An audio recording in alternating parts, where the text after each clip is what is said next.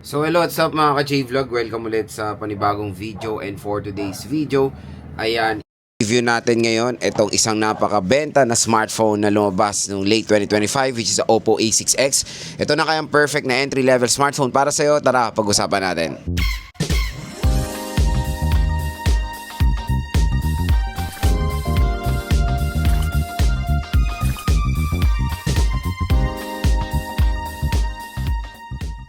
So and for today's video mga ka-J-Vlog, i-review nga natin itong isang napakabenta ngayon na smartphone, which is the Oppo A6X. So ito'y lumabas lang nung ng year-end 2025. So parang pahabol ni Oppo to sa 2025 and syempre 2026. Tatalakayin natin itong smartphone na to or i-review natin siya kung sulit nga ba overall ng specifications itong Oppo A6X. So itong smartphone na to is yung successor sa very popular na Oppo A3X and Oppo A5X. So yung Oppo A3X kasi and Oppo A5X, wala silang ganun pinagkaiba. Kaya ito kumbaga in short yung kanilang successor. So next naman mga ka-J-Vlog, talakayin natin yung mga gandang features nitong Oppo A6X at kung bakit maganda rin naman siyang i-consider bilhin ngayong 2026. Unang-una dito kung consider nyo yung display niya. So sa mga consumers na naghahanap ng mayroong mataas na needs of brightness, ito na ang magandang i-provide sa inyo dahil napakataas po ng needs of brightness itong Oppo A6X. So ang needs of brightness nito is nasa 1,100 needs of brightness. Mas mataas pa yung needs of brightness nito compare sa kanyang predecessor na Oppo A3X and Oppo A5X. So yung Oppo A3X and Oppo A5X, maganda na yung display nun. Kumbaga, when it comes sa brightness, ito mas pina-improve pa nila or dinagdagan nila. Gumawa rin ako ng video about sa needs of brightness nito. I-upload ko dito, tatry ko i-upload dito sa ating full review, pero in-upload ko kasi yun sa TikTok. Pero grabe, kahit na nasa outdoor kayo, direct sunlight, kitang-kita nyo pa rin yung display dito sa Oppo A6X. Ganun ka-convenient gamitin itong smartphone na to. At syempre, ito pa rin yung naglalak sa ibang mga budget smartphone is yung kanilang punch hole display. Talamak na yan sa Oppo A3X na naka-punch hole. Ito rin is naka-punch hole display. Syempre, for me, mas better ang punch hole display compare sa notch display. And when it comes sa resolution niya, very normal naman din for its price na HD Plus 720p. So all goods, wala naman tayong magiging problem when it comes sa resolution niya kasi usually yan naman din ang nakikita natin sa mga competitors niya. Ang konting upgrade dito sa Oppo A6X compare sa Oppo A3X is yung refresh rate. So ito ay naka 120Hz screen refresh rate ng mga J-Vlog for smoother animation compare sa Oppo A6X na naka 90Hz screen refresh rate. So major improvement sa display na itong device na to. Next, yung kanyang RAM at ROM. Siyempre, alam ko karamihan ng mga consumers natin magiging skeptical sa RAM at ROM ng Oppo A6X. To be honest, yes, kasi when it comes sa kanyang SRP na 654GB64 is a huge, big no-no yan mga J-Vlog. Hindi bagay ang 4GB64 sa ganyang presyuhan. Dapat at least 6GB minimum and 120GB of internal storage. Pero ang magandang balita, itong Oppo A6X, pwede nyo makuha ng mura naman sa online.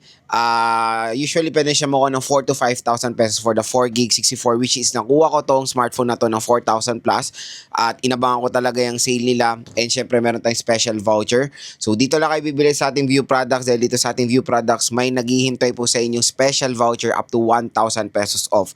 So napakalaki ng discount na makukuha nyo dito sa Oppo A6X, kaya ano pang hinihintay nyo mga J-Vlog, grab nyo na yung chance na makuha yung huge discount nyo dito sa device na to.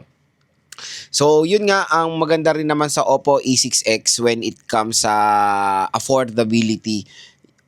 Expect nyo SRP niya, yun yung mabibili nyo sa mall. Yan yung price sa mall, asahan nyo na yan. Pero, yun nga, pag sa online, mas mura niya. No worries, official store po ni Oppo, yung naka-provide na link dito sa ating View Products. Kaya wag na kayo mangambang bumili ng Oppo A6X dito sa ating View Products. Syempre, ako na nagbigay ng link, di ba? Content creator na usually lahat tech ang ginagawa ko, and of course diyan ko rin pinurchase ang Oppo A6X. Pinupush ko diyan kay bumili dahil meron pong ang laki ng discount nyo, solid. Magagamit nyo pa yung discount nyo sa mga ibang bagay, di ba? Syempre sa ating mga Filipinos mahilig tayo sa ganyan na dapat doon tayo sa side na makakamura pero legit na dito yan sa ating product link. Okay, so yung 128GB niya Sa sale price, usually pwede nyo makuha ng 5 to 6,000 pesos, okay? And that is 4 gigabytes of RAM din. So yun lang talaga ang pinaka deal breaker nyo dito is a 4 gigabytes of RAM. Pero again, nagamit ko na ng several times ang Oppo A6X and even naglaro ako. Ang pinaka-tip natin dito pag naglalaro is dapat lahat ng applications saka-close at yung isang game lang na yan ang naka-open para lahat ng 4 GB of RAM dyan bumubuhos sa game nyo. Okay? Yun lang naman yung quick tip dyan. And when it comes sa processor niya, huge upgrade compare sa processor ng A3X and Oppo A5X. I don't know why kung bakit ganun kabagal ang Qualcomm Snapdragon 6S Gen 1, pero okay naman kasi yung GPU niya and of course the clock speed. Hindi ko magets eh. Pero dito ka sa sa Qualcomm Snapdragon 685 ang makikita natin sa Oppo A6X, which is okay naman, mas better. Hindi ako nakaka-experience ng mga sluggish when opening of apps and even scrolling sa mga social media. Hindi ako nakaka-experience ng mga sluggish or delay of opening of apps. Sa games naman, we'll try to test it sa game test natin. Stay tuned lang mga idol. Pero so far, since 64 gigabytes lang ang kinuha natin, ang nilaro ko lang dito is Honor of Kings and Mobile Legends. When it comes sa battery nito, a huge upgrade din mga idol dahil ang battery niya is 6,500 mAh na removable battery capacity. Pero the sad part is the charging rate. Yun yung pinaka-downgrade dito sa device na to. I don't know why, siguro nag-cost cut sila, pero hindi. Hindi mo naman kailangan mag-cost cut kasi ang mahal mo na nga binibenta to, 'di ba? Pero siyempre, minumura naman nila to sa ng mga ilang months, 'di ba? Pero 15 watt fast charging rate tinira mo sa 6,500. Asahan nyo, 3 oras i-charge nyo tong Oppo A6X nyo. Pero again, the battery is very convenient. The battery is very powerful. Tatagal yan, of course, when it comes sa battery performance.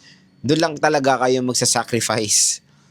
Kayo na mag-adjust doon sa kanyang charging rate, okay?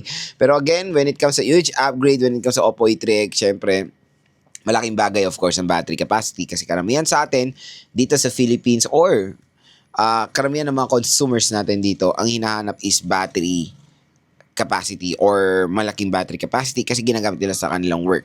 So the 6,500 mAh battery capacity, malaking tulong yan sa mga consumers natin. Next, yung kanyang design and aesthetic. Napakaganda ng design na itong Oppo A6X. Ang nakakatuwa dito, 6,500 siya pero hindi ko feel na 6,500 yung kanyang battery capacity when it comes sa weight niya. So magaan naman siya for its price and of course the design is maganda. Especially itong color blue. 'Di ba? Pag tinitil yung ganyan, may mga effect na lumalabas. So kung i-rate ko ang design nito for its price, na 4 to 5,000 pesos, 1 ang lowest, 10 ang highest score ko dito mga J-Vlog is perfect 10. And buti na lang transition si Oppo when it comes sa kanilang vertical camera module. So medyo identical na siya sa itsura ng Oppo ng iPhone 16 or iPhone 17. And I think yan na rin ang aasahan nating trend sa mga camera design ngayon 2026 na usually kinakopy talaga nila ang design ng mga base model ng iPhones and of course the iPhone Air ngayon.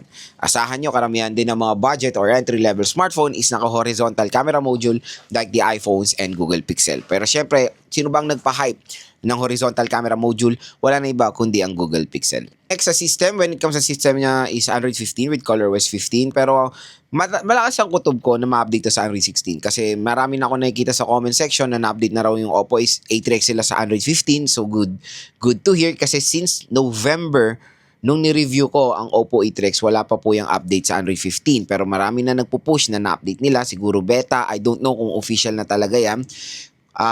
Quick reminder lang, when updating your smartphone, dun kayo mismo sa settings mag-update. Huwag kayo maglalagay ng kung ano-anong mga ini-install dyan. Huwag nyo bubuksan yung mga developer options. Basta doon lang sa settings. Pag may available, yun yung update. Yun yung time lang na pwede nyo update. Huwag na kayo mag-search how to update to Android 15, ganyan, bla bla bla.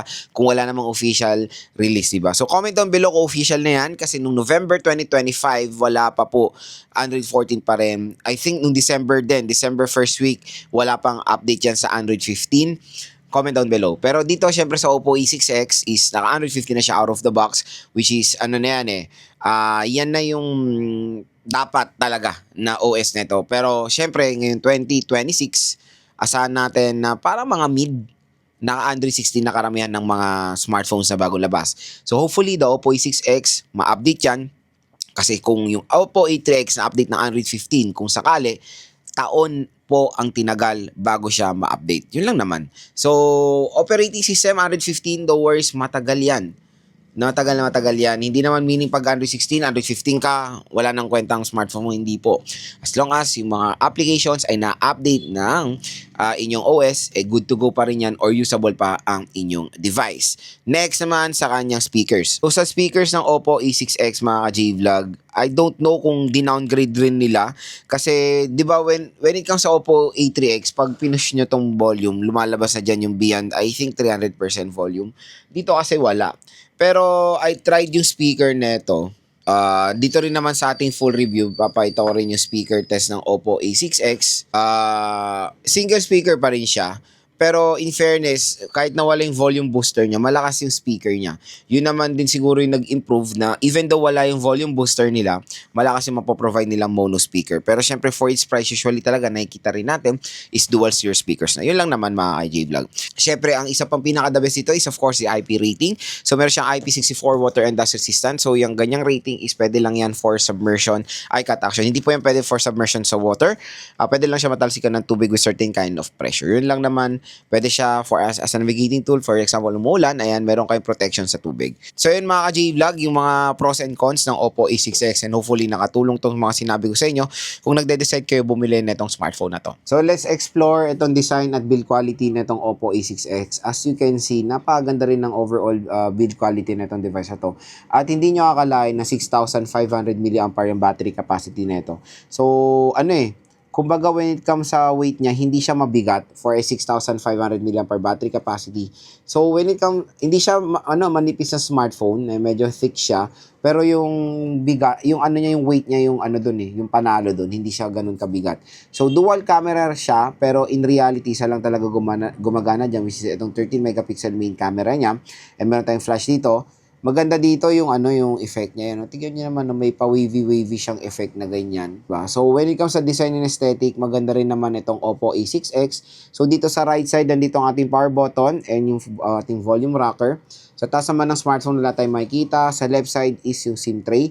Sa baba naman ng smartphone is a 3.5mm headphone jack, microphone, Type-C port at yung speaker grills. So yung speaker nito is single speaker lang siya or single mono speaker. And syempre sa bibili nito, good news, pero na siyang pre-installed na screen protector out of the box. Itong Oppo A6X mga ka-J-Vlog, ayan, napakaganda nung kanyang nits of brightness. Yan yung isang magiging panalo dito. Ang taas ng nits of brightness niya. At HD plus 720 resolution siya, which is very normal for its price. Ang isang upgrade nito sa Oppo A3X is yung kanyang refresh rate. Dahil ito ay 120Hz screen refresh rate na mga idol. Ayan. So, sa about device niya, it is Qualcomm Snapdragon 685 with 6,500 mAh battery capacity. Ayan, 6.75 inches ang display niya. So, next, explore natin ang camera app ng Oppo A6X. So, syempre, magpapakita ko ng mga photo samples yan later on. Pero, in fairness for its camera quality, malinaw din naman itong smartphone na to. Ayan, parang, to be honest, real talk lang, yes, it's 13 megapixel, pero walang ganong boost na nangyari compare sa Oppo A3X and Oppo A5X. Pero syempre, camera-wise, mababang ang specs ng MP niya, pero malinaw ang mapoprovide, okay? So, meron tayong 2x zoom na hanggang 10x digital zoom. Meron tayong retouch mode and of course, yung filters. So, sa settings naman, meron tayong aspect ratio, timer, HDR mode, and settings. Sa settings naman, we have here watermark, yung merong phone model sa baba ng ating mga photos, mirror selfie, shutter sound, at yan, marami pang iba. Sa video naman, ang pinakamax sa resolution niya is Full HD 1080p at 30 FPS. So, wala siyang any support for 60 FPS. And meron tayong Pro mode, portrait mode for background blur, at sa more naman, ayan, meron tayong night mode, high resolution, panorama, time-lapse, at sticker. Pagdating naman sa photo mode, ayan, meron tayo dito sa front-facing camera, nasa photo mode tayo. Ayan, portrait mode for background blur. Ayan, meron tayong more dito, night, high resolution, panorama, time-lapse, and stickers. Sa video naman, ang pinamax sa resolution niya is Full HD 1080p up to 30 FPS. So ilan naman mga J-Vlog ang camera app ng Oppo A6X. So next naman is speaker test tayo dito sa Oppo A6X. Hello po! Merry Christmas in advance! Happy New Year! Ayan, mag-update tayo ng price ngayon. Full price.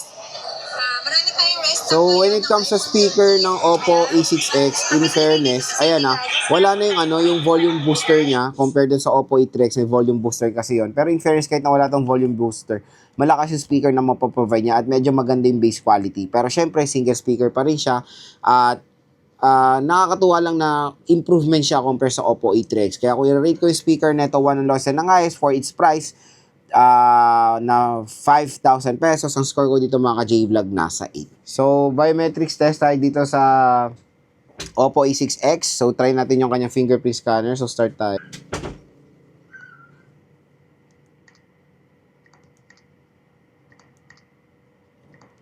So, pagdating sa face unlock, fast and accurate naman. Next, so pagdating sa fingerprint scanner, fast and accurate naman. Next is face unlock.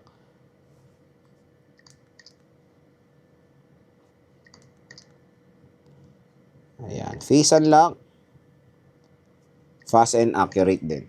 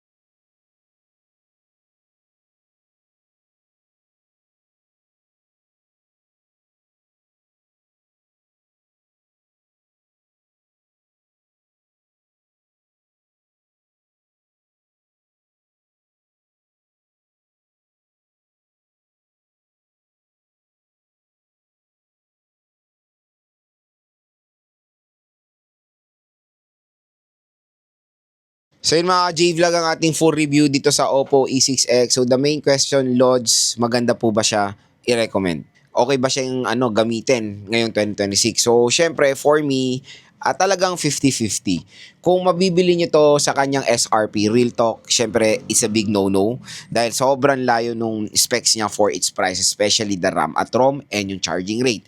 Pero magandang balita kasi dito sa ating product link, dito sa view products natin, mabibili nyo lang ng sobrang mura yung Oppo A6X. Yung Oppo A6X dyan, pwede nyo makuha ng for as low as 4,000 pesos or 4,500 pesos. Basta ganun yung range, 4 to 5,000 pesos for the 4GB64. Ang maganda kasi dito, di ba, bukod doon sa sale price nila, meron pa pong tayong ino-offer na special YouTube voucher na up to 1,000 pesos off dito sa ating product link. So, yun ang pinakasagaran na possible price na pwede nyo makuha ang Oppo A6X. At pag nakuha nyo ng ganyang presyohan na yan, ng 4 to 5,000 pesos, medyo okay na or medyo sumusulit naman na yung specs nitong smartphone na to. Pero syempre, pinakahatak lang talaga dito is the 64GB of internal storage. Yun lang naman mga idol. Pero yung ibang specs ng Oppo A6X, maganda naman, very nice. For its price, magiging sulit din naman, malaki battery, ang taas ng nits of brightness, very snappy processor, maganda rin ang camera performance. So sorry, hindi ko nasabi specs ng camera niya. Meron tong 13 megapixel main camera. So again, jump yan from the 8 megapixel camera na makikita natin sa Oppo A3X. So again mga ka-J-Vlog, definitely a must buy rin ng Oppo A6X. Kung makuha nyo to ng sobrang mura lang, sulit na sulit siya. Maganda siya sa lahat, maganda siya sa mga consumers na very casual lang naman ang ginagawa sa smartphone, pang trabaho, pang online business. Pero I will not recommend it sa mga solid gamers kasi mababa ang kanyang RAM